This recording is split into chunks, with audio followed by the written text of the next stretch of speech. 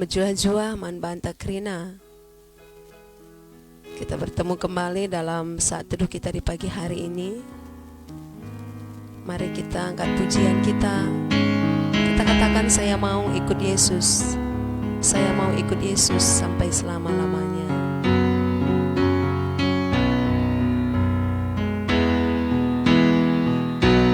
Saya mau ikut Yesus. Saya mau ikut Yesus sampai selama-lamanya. Meskipun saya susah menderita dalam dunia, saya mau ikut Yesus sampai selama-lamanya. Sekali lagi kita angkatkan pujian ini. Saya mau ikut Yesus. Saya mau ikut Yesus sampai selama-lamanya. Meskipun saya susah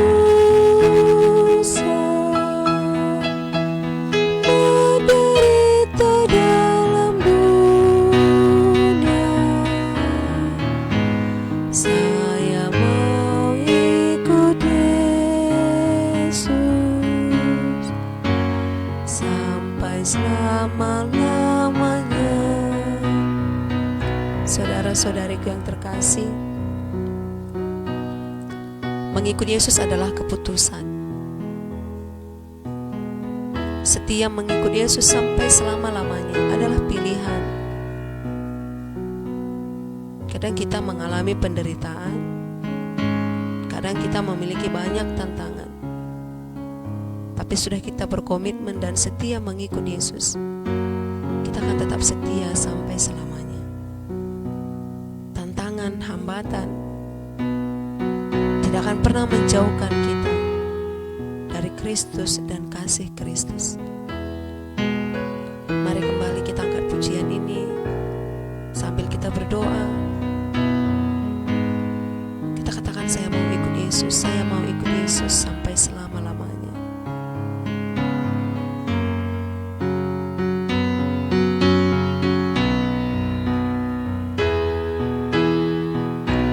Saya mau ikut Yesus. Saya mau ikut Yesus sampai selama-lamanya.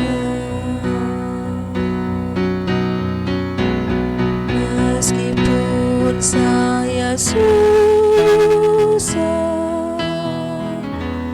menderita dalam dunia, saya mau ikut Yesus sampai selama-lamanya. Mari kita berdoa. Kami tak mau mengikut Yesus sampai selama-lamanya. Setia Bapa di tengah banyak cobaan sekalipun. Terima kasih Bapa. Kami mau merenungkan firman Tuhan. Berkati firman ini. Di dalam nama Yesus kami berdoa. Amin. Saudara-saudariku yang terkasih, firman Tuhan yang menjadi renungan kita di pagi hari ini terambil dari 1 Korintus 16 ayat 9. Sebab di sini banyak kesempatan bagiku untuk mengerjakan pekerjaan yang besar dan penting, sekalipun ada banyak penentang. Dalam kehidupan sehari-hari ada banyak tekanan hidup. misalnya kesehatan yang memburuk, bisnis yang tidak berjalan, hutang yang menggunung, hubungan yang hancur, dan lain sebagainya. Namun, penilaian setiap orang terhadap hal tersebut berbeda-beda. Ada beberapa orang yang menganggap sebagai sebuah ancaman. Namun, ada juga yang menganggap sebagai sebuah kesempatan untuk menang. Dan benar, mereka mendapatkan kemenangan. Paulus katakan kepada jemaat Korintus bahwa di tengah-tengah ketika dia mengerjakan pekerjaannya, tapi banyak tantangan. Ada penentang-penentang. Penentang yang dimaksud di sini adalah orang yang tidak menyenangi kabar baik yang diceritakan oleh Paulus. Tapi Paulus katakan, walaupun banyak penentang, tapi aku mempunyai kesempatan untuk mengerjakan pekerjaan yang besar dan penting. Itu artinya di tengah-tengah pelayanannya, Paulus merasa bahwa walaupun banyak penentang, tapi pelayanannya harus dia kerjakan. Saudara-saudariku yang terkasih, mungkin kita juga di dalam setiap pekerjaan kita, dalam setiap usaha yang kita bangun, ada tantangan, ada hambatan, ada tekanan.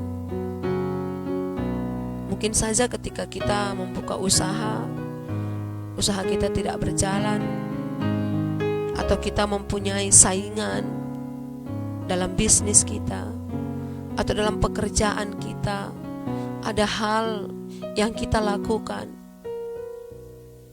Kita sudah melakukan yang terbaik, tapi selalu saja apa yang kita kerjakan salah di mata orang lain.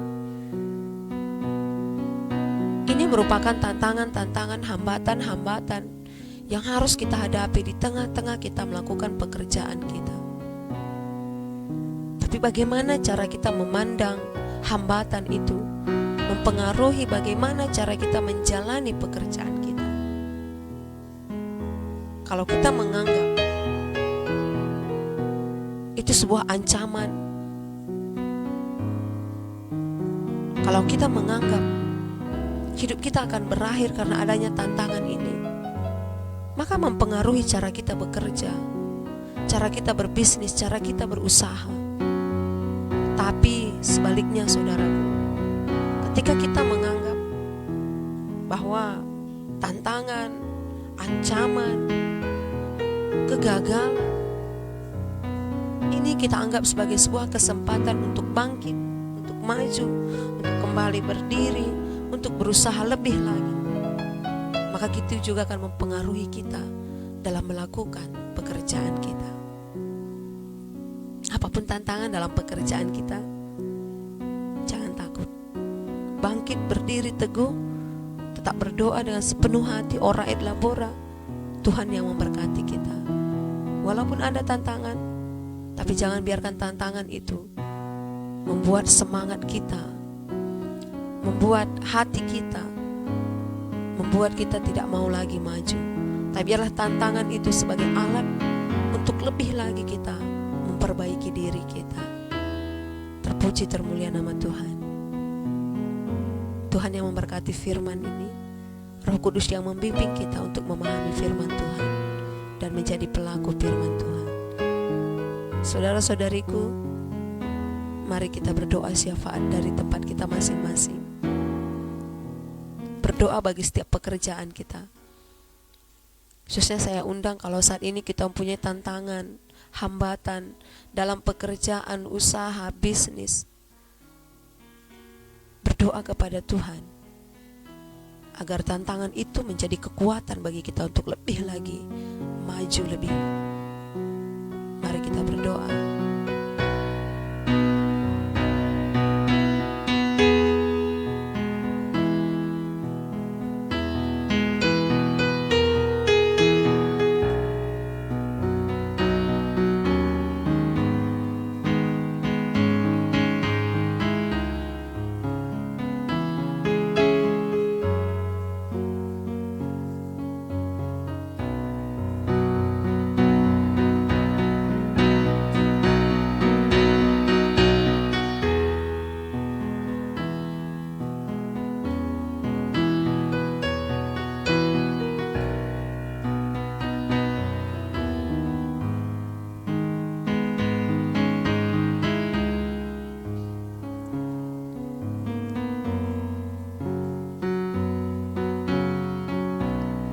Bapa yang di sorga,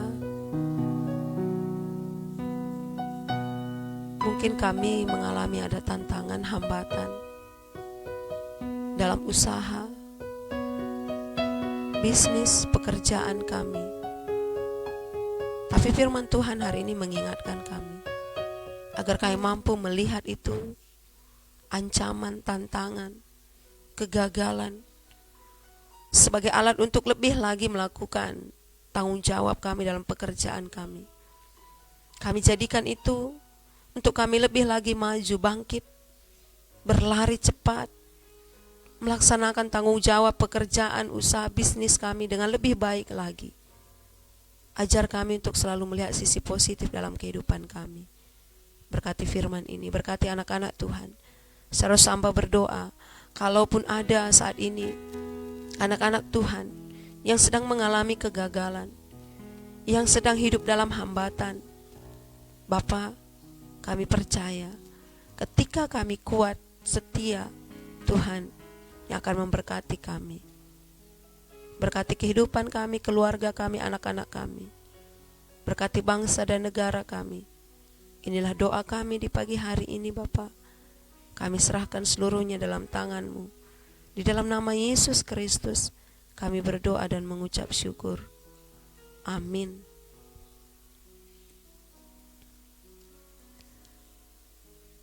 Saat teduh kita sudah selesai. Tetap semangat. Hambatan itu menjadi alat kita untuk maju lebih lagi. Memperbaiki diri dalam setiap pekerjaan usaha kita. Tuhan Yesus yang memberkati kita. Kita bertemu kembali dalam saat teduh kita esok hari jam 5.30 secara langsung di Facebook ini. Tuhan Yesus memberkati. Salam kasih persaudaraan.